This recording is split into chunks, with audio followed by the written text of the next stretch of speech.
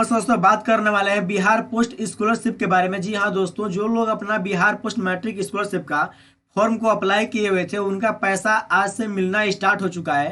तो इसका हम लाइव प्रूफ दिखाएंगे कि सब पैसा किस प्रकार से अब आपके अकाउंट में आ रहा है, और जो पैसा अलग अलग स्टूडेंट का अलग अलग अमाउंट आ रहा है। तो यह अमाउंट ऐसा क्यों हो रहा है कि किसी का कुछ पैसा मिल रहा है, किसी का कुछ मिल रहा है, तो ऐसा ये क्यों हो रहा है, और जिनका भी लिस्ट में नाम आया हुआ है तो उनका पेमेंट कितना मिलेगा, सबकी जानकारी आपको इस वीडियो में मिलने वाली है। चलिए इस वीडियो को स्टार्ट करते हैं। तो ये जो आपका ऑफिशियल वेबसाइट है बिहार पोस्ट मैट्रिक स्कॉलर का, तो इस पे आने के बाद देखिए, पहले आपसे बात कर लेते हैं कि जो पैसा आ रहा है वो कब का आ रहा है। जैसे यहाँ पे कुछ बच्चों का पैसा आया हुआ है, जो कि 14 मई का पैसा इनके अकाउंट में आया हुआ है, जो कि यहाँ पे लिखा है बिहार पोस्ट मैट्रिक स्कूल करके लिखा हुआ है। इनका 2095 रुपया इनके अकाउंट में आया हुआ है। अब देखिए किसी और बच्चे का दिखाते हैं, जैसे यहाँ पे इनका है, तो इनका देखिए सेम वैसे ही लिखा हुआ है बिहार पोस्ट मैट्रिक स्कूल का। तो इनका अमाउंट यहाँ पे 3055 रुपया आया हुआ है, लेकिन देखिए यहाँ पे इनका 3055 रुपया है और इनका यहाँ पे 2095 रुपया है। तो ये ऐसा क्यों हुआ है, पैसा क्यों कटा हुआ है, इस सब की जानकारी आपको देने वाले हैं। तो देखिए ये अपने ऑफिशियल वेबसाइट पर आते हैं, इसका लिंक अपने डिस्क्रिप्शन में दिए हुए हैं, यहाँ पे जाकर के डायरेक्ट इस वेबसाइट पे आ सकते हैं। तो यहाँ पे आने के बाद जो यहाँ पे लिखा है रेडी फॉर पेमेंट, तो इस पर हम लोग क्लिक करेंगे। तो हम जैसे ही इस पर क्लिक करेंगे तो यहाँ पे जो रेडी फॉर पेमेंट का जो लिस्ट है वो आपको देखना है। तो यहाँ पे पहले एकेडमिक ईयर को क्लिक कीजिएगा, और यहाँ पे जो आपका ईयर होगा उसे आप लोग यहाँ से सेलेक्ट कर लीजिएगा, जैसे हम यहाँ पे कर चुके हैं। और इसके बाद जो यहाँ पे ऑप्शन दिया हुआ है होम डिस्ट्रिक्ट का, तो इस पर क्लिक करके अपने डिस्ट्रिक्ट को कर लीजिएगा सिलेक्ट। तो यहाँ पे हमारा हो चुका है। यहाँ पे कैटेगरी को ऑल रहने दीजिए, और यहाँ पे जो इंस्टीट्यूट नेम है इसे भी ऑल रहने दीजिए, और यहाँ पे सर्च पे क्लिक कीजिएगा। तो हम जैसे यहाँ पे सर्च पे क्लिक किए हैं, तो यहाँ पे देखिए सारा चीज़ जितने भी स्टूडेंट हैं उनका सबका यहाँ पे लिस्ट हमारे सामने ओपन होकर चला है, जैसा कि आप लोग यहाँ पे देख पा रहे होंगे। देखिए यहाँ पे दिखाई दे रहा होगा कि इस तरह से इनका लिस्ट हमारे सामने ओपन होकर के आ चुका है। इसमें क्या क्या दिया हुआ पहले से बात कर लेते हैं। तो यहाँ पे देखिए कॉलेज का नाम दिया हुआ है, स्टूडेंट नेम दिया हुआ है, फादर्स नेम दिया हुआ है। और देखिए इधर आते हैं स्क्रॉल डाउन करके, तो देखिए इधर आपका दिखाई दे रहा है जैसे कि यहाँ पे अकाउंट नंबर दिया हुआ है, पेबल कंपलसरी फी। देखिए यहाँ पे जो लिखा है पेबल कंपलसरी फी, ये आपका यहाँ पे 1135 रुपया है, और जो यहाँ पे पेबल मेंटेनेंस फीस है वो आपका 1280 रुपया है। अगर इस दोनों को काउंट कीजिएगा तो आपका 2400 काउंट में बस जो यहाँ पेबल अमाउंट लिखा है यही आपका पैसा आपके अकाउंट में आने वाला है।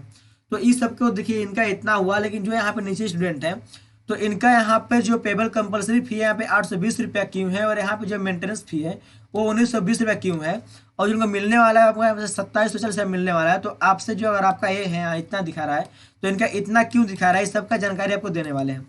तो ये आपका लिस्ट हो गया। इस तरह से अपना आप लोग लिस्ट चेक कर सकते हैं। लेकिन अगर इस पर अगर हम चर्चा करते हैं, बात कर लेते हैं, देखिए इसका क्या है कि यहाँ पे लिखा हुआ है कि अनुसूचित जाति के छात्रों का जिनका शैक्षणिक स्तर 21 से 22 है तथा आय 2.5 लाख तक है, मतलब कि उनका आय 2.5 लाख तक है, उनका कंपलसरी शुल्क तथा मेंटेनेंस अलाउंस जो यहाँ पे दिया हुआ है तो वो उनका 40% ही राज्य सरकार द्वारा दे है। मतलब कि जिनका आय, जिन स्टूडेंट का आय यहाँ पे 2.5 लाख रुपया तक बना हुआ था, उनका यहाँ पे 40% ही राज्य सरकार उनके अकाउंट में पे करने वाली है। लेकिन यहाँ बात कर लेते हैं जिनका आय 2.5 लाख से अधिक तथा 3 लाख के बीच में है, मतलब कि उनका 2.5 से लेकर 3 लाख रुपया तक के बीच में है, उनका यहाँ पे 100% दे है। मतलब कि उनका सारा पैसा उनके अकाउंट में मिलेगा। मतलब कि ये सारा जो बात है वो आपके आय पर है कि आप कितना का आय इसमें अपलोड किए हुए हैं, तो उसी के ऊपर ये यहाँ पे आपका पैसा आपके अकाउंट में आने वाला है। तो ये बात आपका क्लियर हो चुका होगा, और इस तरह से अपना लिस्ट को आप चेक कर सकते हैं। अगर नहीं तो अगर इस लिस्ट में आपका नाम नहीं दिखा रहा है तो क्या कीजिएगा कि यहाँ पे जो लिखा हुआ है कि verify your student application status, तो हम लोग इस पर क्लिक करेंगे। तो हम जैसे ही इस पर क्लिक करेंगे तो यहाँ पे हमारा मोबाइल नंबर, आधार कार्ड या यूजर नेम जो भी होगा उसे लिखने के बाद यहाँ पे जो डेट ऑफ बर्थ लिखा है इसको लिखने के बाद यहाँ पे सर्च पर क्लिक करेंगे, तो हमारा जो एप्लीकेशन का स्टेटस है उसे यहाँ से दिखा देगा। अगर यहाँ से अगर ना दिखाई दे तो यहाँ पे आइएगा, होम पर क्लिक कीजिएगा। होम पर क्लिक करने में जो यहाँ पे लिखा है लिस्ट ऑफ फाइनलाइज स्टूडेंट, तो इस पर क्लिक कीजिएगा।